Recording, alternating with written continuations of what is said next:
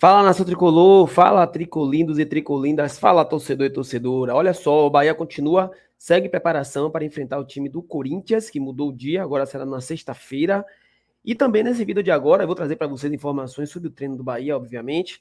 E também nesse vídeo de agora eu vou trazer para vocês mais um dirigente, aquele dirigente à moda antiga, aquele dirigente pegada a Paulo Carneiro, pegada a Eurico Miranda, aqueles caras que estão acabando aos pouquinhos de existir no futebol atualizado, né?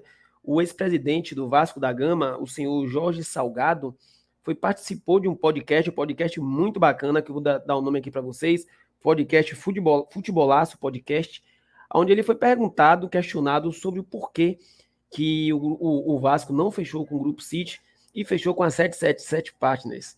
E aí uma das formas dele responder, simplesmente foi atacando o Sport Clube Bahia, desrespeitando o Sport Clube Bahia, né? Típico daqueles dirigentes antigos, aquele dirigente com a mente ainda retrógrada, que acha que para fazer a média com a torcida tem que chamar o outro time de galinha morta, de pequeno, de isso, de aquilo, e vocês vão ver agora.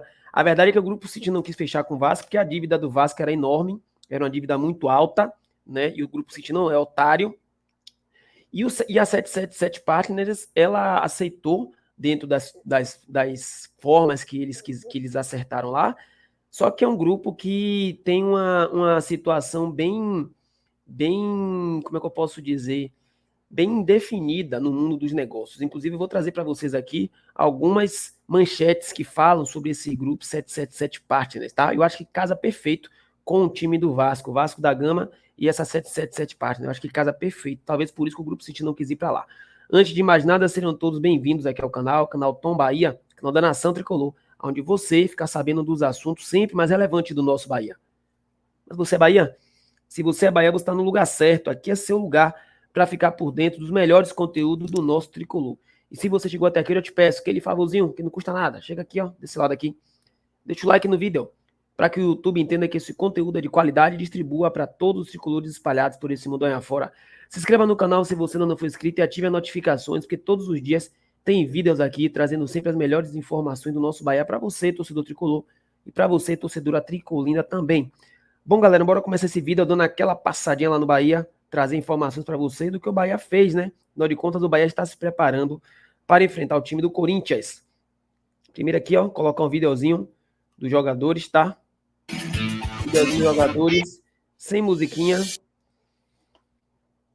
Tá aí o treino dos jogadores hoje. O Bahia que teve folga ontem, vai treinar durante esses dias e, se eu não me engano, no próximo domingo, na próxima segunda, o Bahia folga novamente. Os jogadores vão ter tempo de sobra para descansar. Rogério Ceni vai ter tempo de sobra para poder acertar esse time de novo, dar um gás novo a esse time, porque perdeu gás. A verdade é essa nesses últimos jogos, tá? Então não vai faltar tempo. E tá aqui fotos da reapresentação do nosso Esporte Clube Bahia. E eu vou falar para vocês do que foi que eles fizeram hoje. Elenco realizou treino técnico e tático no CT Evaristo de Macedo. E aqui, ó. O elenco do Bahia se reapresentou na manhã desta quarta-feira, dia 5? Oxe, botaram a data errada. Inicialmente, os atletas fizeram uma ativação na academia com circuito dividido em 3 grupos. Já no campo 2, o grupo fez um rápido aquecimento antes de iniciar a atividade com bola. Logo depois, o Rogério Ceni montou 3 grupos, sendo cada um com outros jogadores de linha. Com um deles havia um jogador coringa. A atividade tinha como foco a marcação, desarme e troca de passes com apenas um toque na bola. O treino foi finalizado com um trabalho de conceitos táticos. Alguns atletas ficaram por mais tempo no gramado, aprimorando finalizações. Nesta quinta-feira, dia 16, o elenco treina novamente no CT Evaristo de Macedo pela manhã, visando a partida contra o Corinthians. Então tá aí um resumo do que foi o treino e a reapresentação do Esporte Clube Bahia. Bora falar agora sobre Vasco da Gama, 777 Partners e Grupo City. Afinal de contas, o Grupo City não quis fechar com o time do Vasco e fechou com o Bahia. O dirigente do Vasco, o ex-presidente do Vasco, Jorge Salgado, resolveu atacar o Bahia para poder justificar o acordo do Vasco com a 777 Partners. Bora ouvir aqui. Da escolha da 777. Porque, inclusive, vazou que uma das empresas finais que de fato teve proposta foi o Grupo City, que acabou depois rumando para o Bahia. Queria te perguntar por que o Vasco rejeitou o Grupo City, que é um grupo extremamente consolidado, e acabou aceitando a empresa norte-americana, que inclusive tem surgido cada vez mais. Tivemos a matéria essa semana do The New York Times a classificando como uma empresa misteriosa, que ninguém sabe de onde vem o dinheiro da 777. Tivemos aquela matéria da Josimar Futebol, um pouco mais para trás. Tem o próprio histórico estranho do Josh numa parte da vida dele. Então, por que o Vasco rejeita um grupo consolidado, como o Grupo City, e aceita um grupo, por exemplo, como a 777? Você se arrependeu da sua escolha? E por que optou pela empresa Casou americana? certinho o Vasco. Veja bem, quando a gente se abre para fazer uma concorrência, quando a gente se abre para trazer um investidor, a gente tem um checklist que vai nortear essa decisão. Então, a gente olhando para as propostas, a melhor proposta foi do Grupo City, foi da 777. E aí você faz uma busca para saber quem é. Por que ela era melhor que as outras? Era melhor porque ela nos dava uma participação acionária maior e nos dava uma injeção de capital maior. O City achou o Vasco caro para ele investir. Achou caro. Tanto que foi para o Bahia. O Bahia não tem o tamanho do Vasco. Tá? E fez uma negociação com o Bahia, que é brincadeira, né? Vai pagar em 10 anos, sei lá quanto. Uma galinha morta, né? Vamos dizer assim, né? Sem entrar em detalhes. Ele não conseguiu com o Vasco. Por quê? Porque a 77 fez uma proposta muito superior. Ninguém colocaria, sinceramente. Só um adendo aqui. Ele está falando de 15 anos. É assim, um investimento de 1 bilhão em 15 anos. Mas o contrato com o Bahia são de 90 anos. Tá? São de 90 anos. Então, assim, falta muito conhecimento de detalhes das pessoas quando falam da SAF do Bahia, principalmente quem é de fora. E não foi o Vasco que rejeitou o Grupo City. O Grupo City que caiu fora quando viu a bomba que era o Vasco, tá? Só para deixar claro, o Grupo City não foi rejeitado pelo Vasco. Foi o Grupo City que caiu fora quando viu a bomba. E aí, a 777 Partners foi lá e aceitou. Bora ouvir só mais um pouquinho desse relato aqui. Sinceramente, a gente deu muita sorte, cara, do ponto de vista da transação, dos números da transação. Ter 30%, ninguém tem 30%, nós temos. Ninguém botou 700 milhões. Nós pegamos 700 milhões em 3 anos, 4 anos. Ninguém conseguiu isso.